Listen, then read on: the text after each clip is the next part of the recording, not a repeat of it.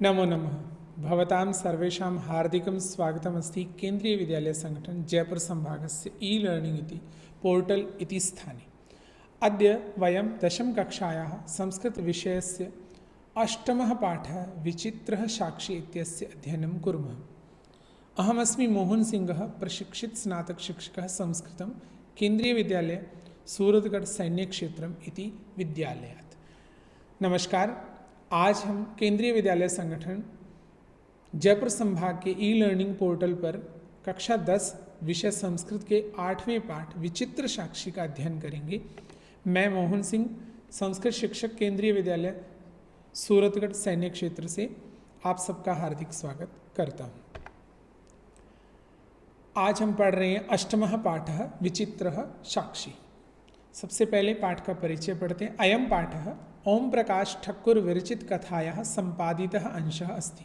इयं कथा बंग साहित्यकार बंकिम चंद्र चटर्जी द्वारा न्यायाधीश रूपेण प्रदत्त निर्णयोपरि आधारिता अस्ति। न्यायकर्तारः सत्यासत्यस्य निर्णयार्थं यदा कदा तादृशीनां युक्तीनां प्रयोगं कुर्वन्ति याभिः प्रमाणं विनापि न्यायः स्यात्। अस्यां कथायाम् अपि न्यायाधीशेन तथैव मार्गः आचरितः। अयम पाठ, यह पाठ ओम प्रकाश ठाकुर विरचित कथाया, ओम प्रकाश ठाकुर के द्वारा लिखी हुई कथा का संपादित अंश से संपादित अंश है। इयम कथा, यह कथा बंग साहित्यकार बंकिम चंद्र चटर्जी द्वारा, बंकिम चंद्र चटर्जी के द्वारा न्यायाधीश रूपेण, न्यायाधीश के रूप में प्रदत्त निर्णयों पर, दिए गए निर्णय के ऊपर आधारित है। तो बंग साहित्यकार जो बंकिम चंद्र चटर्जी थे, जब वो न्यायाधीश थे तो उन्होंने जो निर्णय दिया उस पर यह कहानी आधारित है। न्यायकर्तारः, न्याय करने वाले न्यायाधीश, सत्यासत्य निर्णयार्थम, सत्य और असत्य के निर्णय के लिए, यदा कदा, जब कभी, तादृशी नाम युक्ति नाम, वैसी युक्तियों का प्रयोगम कुर्वन्ति, प्रयोग करते हैं, या भी प्रमाणम विनापि, जिनसे प्रमाण के बिना भी न्याय स्यात्, न्याय हो जाए। अस्याम कथायाम अपि, इस कथा में भी, न्यायाधीशेन तथैव मार्गः आचरित, न्यायाधीश ने वैसे ही मार्ग का अनुसरण किया। तो बिना प्रमाण के भी बहुत बार जो न्यायाधीश होते हैं उनको निर्णय करना पड़ता है, और उस समय तो कोई युक्ति अपनानी पड़ती है। और यहाँ भी बंकिम चंद्र चटर्जी ने भी एक विचित्र युक्ति अपना करके और एक निरपराध व्यक्ति को जो सजा है उससे मुक्त किया उन्होंने, जिसको कि अभियुक्त सभी दोषी मान रहे थे उसको उन्होंने बचाया। तो इस तरह की ये कहानियाँ देखते हैं, इसमें क्या क्या घटना घटती है। अष्टमः पाठः विचित्र साक्षी, प्रथमः भागः।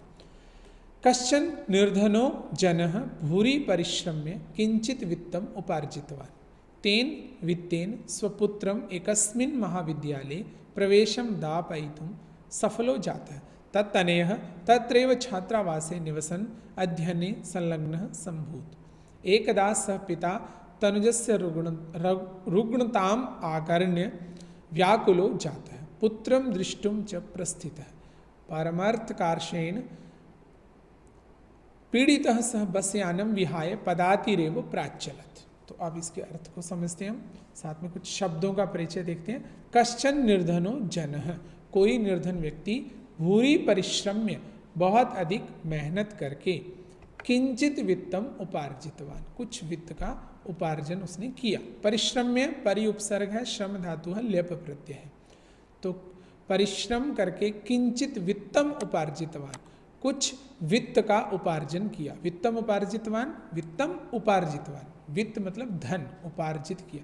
तेन वित्तेन स्वपुत्रम एकस्मिन् महाविद्यालये, तेन वित्तेन, उस वित्त से, स्वपुत्रम अपने पुत्र को, एकस्मिन् महाविद्यालय, एक महाविद्यालय में, कॉलेज में, प्रवेशम दापयितुम, प्रवेश दिलवाने में, सफलो जातः, सफल हो गया। दापयितुम, दा धातु णिच और तुमुन प्रत्यय, दो प्रत्यय यहाँ पर। तो उस व्यक्ति ने धन अर्जन किया मेहनत से और अपने बेटे को वो कॉलेज में एडमिशन दिलवाने में सफल हो गया। तत्तनयः, तो उसका जो तत्तनयः, तनयः मतलब पुत्र, तो उसका जो पुत्र है वह तत्रैव छात्रावासे निवसन, वहीं पर ही छात्रावास में निवास करता हुआ अध्ययने संलग्न संभूत, अध्ययन में संलग्न था। संभूत अभवत पर्याय है। एकदा सह पिता तनुजस्य रुग्णताम आकर्ण्य, एक बार वह पिता तनुजस्य पुत्रस्य रुग्णताम आकर्ण्य, रुग्णता को आकर्ण्य सुन करके, रुग्णता बीमारी को सुन करके, आकर्ण्य श्रुत्वा व्याकुलो जाता है, व्याकुल हो गया, पुत्रम दृष्टुम च, और पुत्र को, पुत्रम दृष्टुम देखने के लिए, प्रस्थितः चल पड़ा, परमार्थ कार्षेण, लेकिन परम अर्थ कार्षेण, लेकिन अर्थ कार्षेण मतलब अर्थस्य कार्षेयम षष्ठी तत्पुरुष समास है, तेन। तो अर्थस्य कार्षेयम, अर्थ कार्षेण का पर्याय होगा धनाभावेन, तो धन के अभाव में, सह बस यानम विहाय पीड़ितः सह, वो धन, क्योंकि गरीब तो था ही, तो उससे वो पीड़ित, गरीबी से पीड़ित उसने क्या किया, बस यानम विहाय, बस को छोड़ करके, पदातिरेव, पदाति ही एव, पादाभ्याम एव, पैरों, पैदल ही वो प्राचलत, चल पड़ा। आगे देखते हैं इसके, अब हम प्रश्नों को कुछ समझते हैं जिससे और अधिक समझने का प्रयास करेंगे। तो इसके बोध प्रश्न देखते हैं। जनः कीदृश आसीत्, तो यहाँ पर ये देखिए कश्चन निर्धनो जनः, तो जनः कीदृश आसीत्, निर्धनः। उसके बाद आगे देखिए जनः किम कृत्वा वित्तम उपार्जितवान, तो यहाँ हमने पढ़ा किंचित वित्तम उपार्जितवान, किम कृत्वा भूरी परिश्रम में, बहुत मेहनत करके। निर्धनस्य पुत्रः कुत्र प्रवेशम प्राप्तवान, तो हमने यहाँ पढ़ा कि स्वपुत्रम एकस्मिन् विद्यालये प्रवेशम दापितुम सफला जाता, तो कुत्र, महाविद्यालय प्रवेशम दापितुम प्राप्तवान। निर्धनस्य पुत्रः कुत्र निवसन अध्ययने संलग्नः संभूत, कुत्र निवसन, कहाँ वो निवास करता था, छात्रावासी। पिता काम आकर्ण्य व्याकुलो जाता है, देखिए यहाँ है व्याकुलो जाता है, व्याकुल हो गया, काम आकर्ण्य तनुजस्य रुग्णताम आकर्ण्य, तो तनुज की रुग्णता को, अपने बेटे की बीमारी को सुन करके। निर्धनः जनः केन कारणेन पीड़ितः पदातिरेव प्राचलत, पैदल ही वो चल पड़ा, किस कारण से, तो अर्थ कार्षेण, तो धन की कमी के कारण। अब आगे देखते हैं हम। पदातिक्रमेण संचलन सायं समये अप्यसौ गंतव्यात् दूरे आसीत्, निशांधकारे प्रसृते विजने प्रदेशे पदयात्रा न शुभा वहा, एवं विचार्य सह पार्श्वस्थिते ग्रामे रात्रिनिवासं कर्तुं किंचित गृहस्थम उपागतः, करुणापरौ गृही तस्मै आश्रयम प्रायच्छत। तो शब्द परिचय और कुछ अर्थ समझते हैं इसका। पदातिक्रमेण संचलन, तो पैदल ही चलते हुए, सायं शाम के, समये अप्यसौ, समये अपि असौ, तो समय और अपि, समय अप्य और असौ, अपि और असौ अप्यसौ, समये अपि असौ, तो यहाँ पर पूर्व रूप संधि, यहाँ यण संधि है। तो पैदल चलने के क्रम में साय के समय में भी गंतव्यात दूरे आसीत, गंतव्य से दूर था, तो बहुत चलने पर भी वो गंतव्य से दूर था। गंतव्य कहाँ था उसका, छात्रावास, हाँ छात्रावास, यत्र तस्य पुत्रः निवासं करोति स्म। निशांधकारे प्रसृते, निशांधकारे, निशायाः अंधकारः निशांधकारः, षष्ठी तत्पुरुष समास हुआ, तस्मिन्, तो तस्मिन् अगर कहेंगे तो फिर निशांधकारे, यानी कि रात के अंधेरे में, निशा मतलब रात, अंधकार में, प्रसृते फैल जाने पर, विजने प्रदेशे, विजने निर्जने, बिना कोई ऐसे सुनसान, जहाँ पर कोई आता जाता नहीं, ऐसा सुनसान स्थान पर, पद यात्रा न शुभा वहा, पद यात्रा पैदल चलना है वो कल्याणकारी नहीं होता। एवं विचार्य, ऐसा विचार करके, विचार्य विचारम कृत्वा सह पार्श्व स्थिते ग्रामे, वह पास में स्थित गांव में रात्रि निवासम कर्तुम, रात में निवास करने के लिए, कर्तुम क्री धातु तुमुन प्रत्यय है, करने के लिए किंचित किसी गृहस्थम उपागत है, गृहस्थम उपागत है, गृहस्थम उपागत है उसके पास गया। गृहस्थम मतलब गृहस्वामी, करुणा परौ परो गृही, करुणा परः दयालु, गृही गृहस्वामिनः, तस्मै आश्रयम प्रायच्छत, तो उसको उसने आश्रय है वो दे दिया, यानी कि शेल्टर दे दी, रहने को स्थान दे दिया। प्रअयच्छत, प्र उपसर्ग है, अयच्छत दत्तवान के अर्थ में दे दिया। अब आगे हम समझते हैं पदाति क्रमेण संचलन। अभी हमने ये पढ़ा, अब इसके प्रश्नों को समझने का प्रयास करते हैं। कुछ प्रश्न इसी से। निर्धनः कस्मात् दूरे आसीत्, किससे दूर था निर्धन? कस्मात्, तो यहाँ देखिए इस पैराग्राफ इसी लाइन में हमें इसका उत्तर मिला, कस्मात् गंतव्यात्, दूरे आसीत् दूर था। निशांधकारे, तो देखिए आगे निर्धनः कथम गच्छन् आसीत्, कैसे जा रहा था वो? तो देखिए पदाति क्रमेण, कथम पदाति क्रमेण।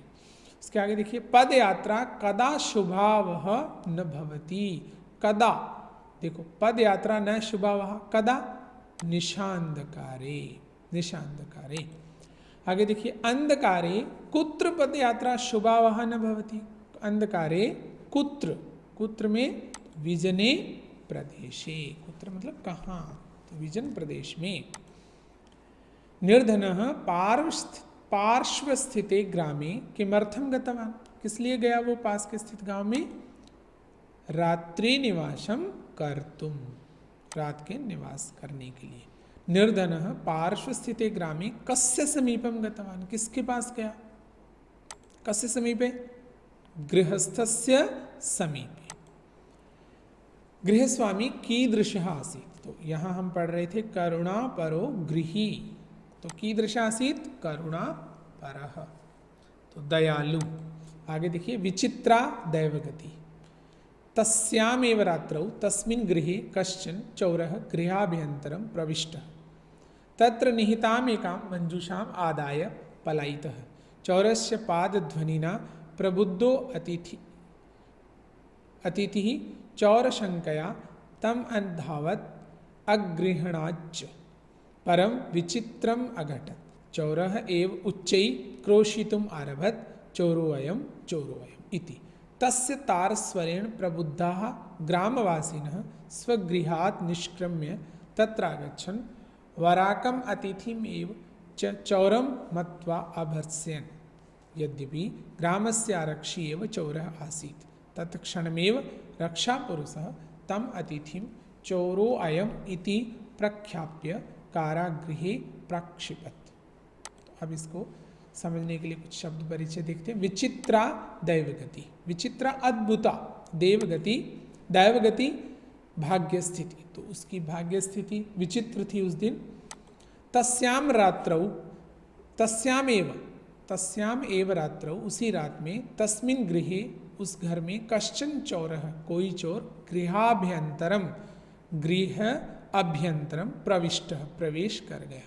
तत्र निहिताम एकाम, निहिताम एकाम, निहिताम निहित रखी हुई एकाम एक, मंजूषाम आदाय, मंजूषा को लेकर के पलायित, आदाय स्वीकृत, लेकर के पलायित है, चला गया, चल पड़ा। चौरस्य पाद ध्वनिना, तो चोर की पैरों की ध्वनि से प्रबुद्धो अतिथि, यहाँ पर भी संधि है, विसर्ग संधि, प्रबुद्धः अतिथिः, प्रबुद्धो अतिथि, चौर शंकया, चोर की शंका में, शक में, तम अंधावत, तो तम अंधावत, तो अंधावत का विच्छेद करेंगे, अनु अधावत, तो पीछे दौड़ा, तम उसके अनु पीछे, अधावत दौड़ा, गृहण गृहणाच्च और पकड़ लिया, परम विचित्रम अघटत, अग्रहणात, अग्रहणाच्च, अग्रहणात च, पकड़ लिया, परम विचित्रम अघटत, लेकिन विचित्र घटना घटी, विचित्रम अघटत। चौरः एव उच्चै क्रोशितुम आरभत। क्रोशितुम, चोर ही उच्चै, उच्च स्वर में, क्रोशितुम आरभत।